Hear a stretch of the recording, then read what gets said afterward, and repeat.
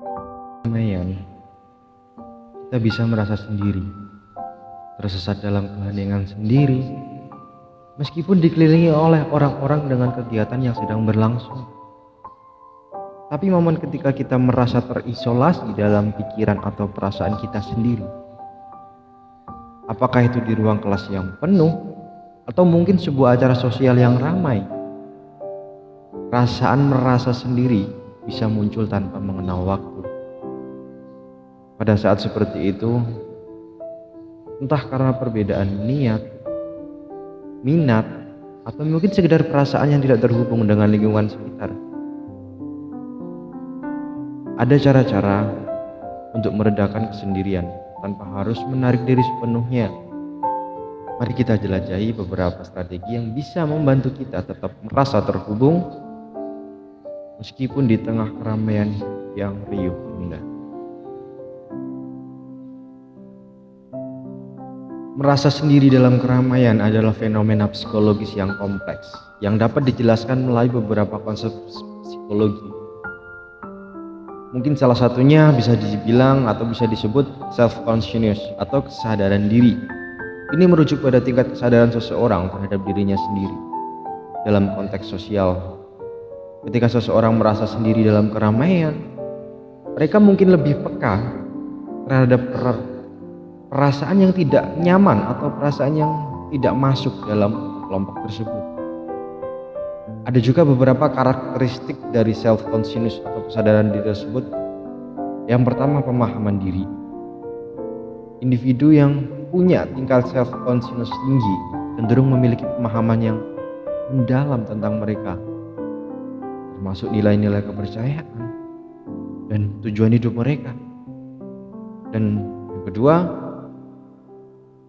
perhatian terhadap penilaian orang lain. Self-consciousness juga merupakan mencakup kesadaran terhadap cara orang lain memandang atau melihat mereka.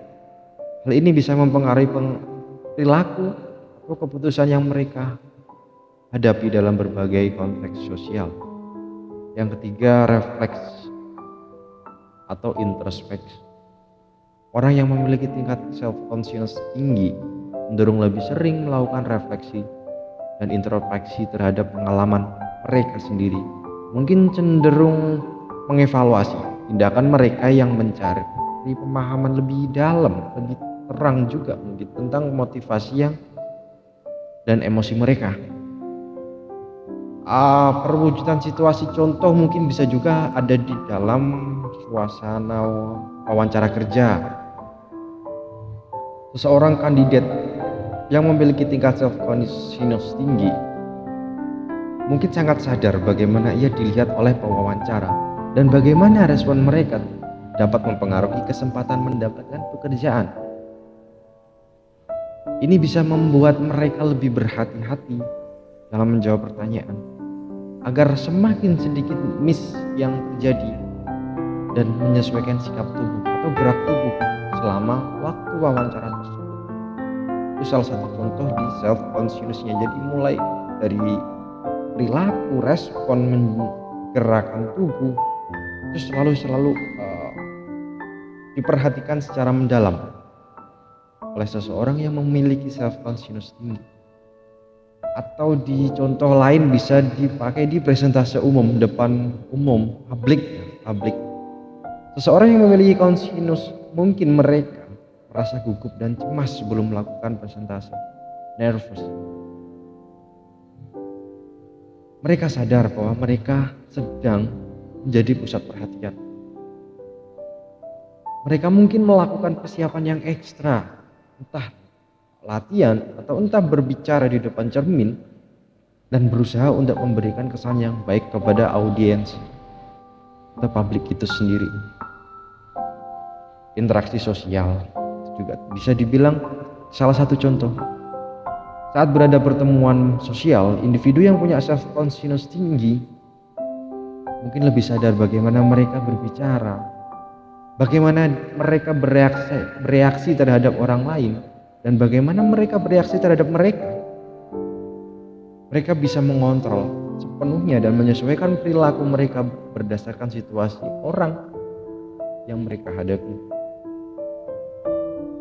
Tapi di balik itu semua, pentingnya self consciousness itu merupakan bagian penting dalam pengembangan pribadi atau sosial individu. Mereka memahami diri mereka sendiri lebih dalam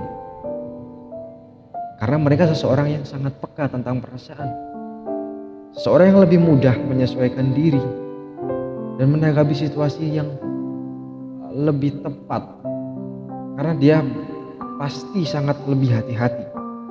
Namun self consciousness juga dapat menjadi beban jika membuat seseorang terlalu fokus pada penilaian orang lain, terlalu khawatir tentang bagaimana mereka terlihat. Tapi dalam konteks psikologi dan pengembangan diri, self consciousness sering menjadi titik fokus yang meningkatkan pemahaman diri, membangun kepercayaan diri, dan meningkatkan kemampuan untuk beradaptasi dalam berbagai situasi kehidupan. Kehidupan lingkungan juga termasuk.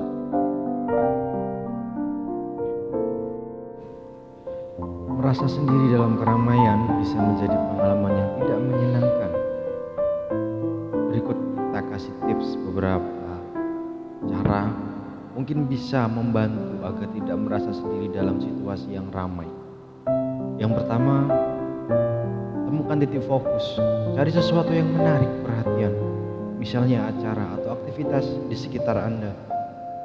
Fokus pada hal ini atau fokus pada hal itu dapat membantu Anda lebih merasa terlibat dalam lingkungan tersebut.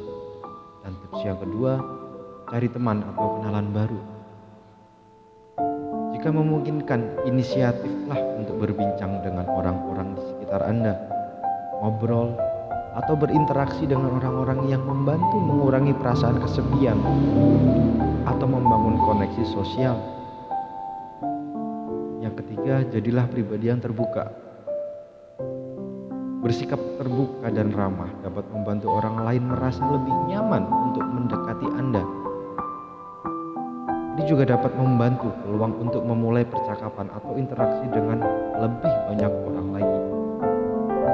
Yang keempat, berpartisipasi dalam aktivitas.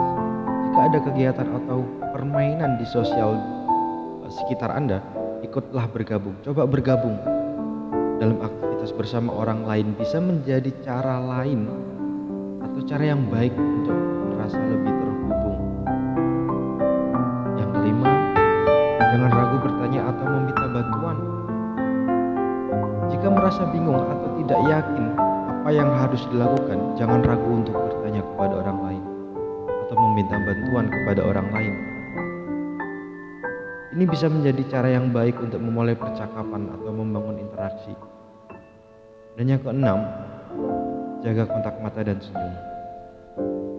Kontak mata dan senyum adalah cara yang paling sederhana untuk menunjukkan kepada orang lain bagaimana Anda atau bahwa Anda ini terbuka untuk berkomunikasi. Hal ini juga dapat membantu Anda terlihat lebih ramah atau mudah didekati. Yang ketujuh, ambil bagian dalam percakapan. Jika Anda mendengar percakapan di sekitar yang mungkin Anda menarik, jangan ragu untuk bergabung atau berpartisipasi jika situasinya memungkinkan. Ini bisa menjadi cara yang lebih baik juga untuk merasa lebih terlibat dalam lingkungan sosial. Yang kedelapan, kenali perasaan Anda. Jika Anda masih merasa sendiri meskipun berada di tengah keramaian, kenali perasaan Anda. Dan terimalah sebagai bagian dari pengalaman Anda. Terkadang hanya dengan menyadari dan meminta diri sendiri untuk bisa beradaptasi, menerima perasaan tersebut, Anda dapat merasa lebih baik, mungkin jauh lebih baik. Berikan waktu untuk beradaptasi, bukan menyendiri tapi beradaptasi. Terkadang waktu untuk merasa nyaman dalam situasi baru atau di tengah keramaian yang mungkin asing baru Anda kenal atau baru kamu ikuti, Berikan diri Anda kesempatan untuk berpartisipasi dan jangan terlalu keras pada diri sendiri jika awalnya merasa canggung atau sendirian. So, tidak ada hal yang perlu dikhawatirkan lagi dan tetap jadi dirimu yang lebih berkembang karena pada dasarnya hanya dirimu yang bisa membuat duniamu lebih baik. So thanks. Oh iya, tulis di kolom komentar jika ada pertanyaan yang mungkin kita bisa bantu jelaskan tentang apa yang kamu alami. Mungkin juga bisa kalian bantu like atau subscribe jika memang ini membantumu dan memberi manfaat baru untuk hal barumu yang mungkin bisa menambah kepercayaanmu untuk menghadapi banyak orang atau lebih mengenali dirimu sendiri. So, see you later. Good night.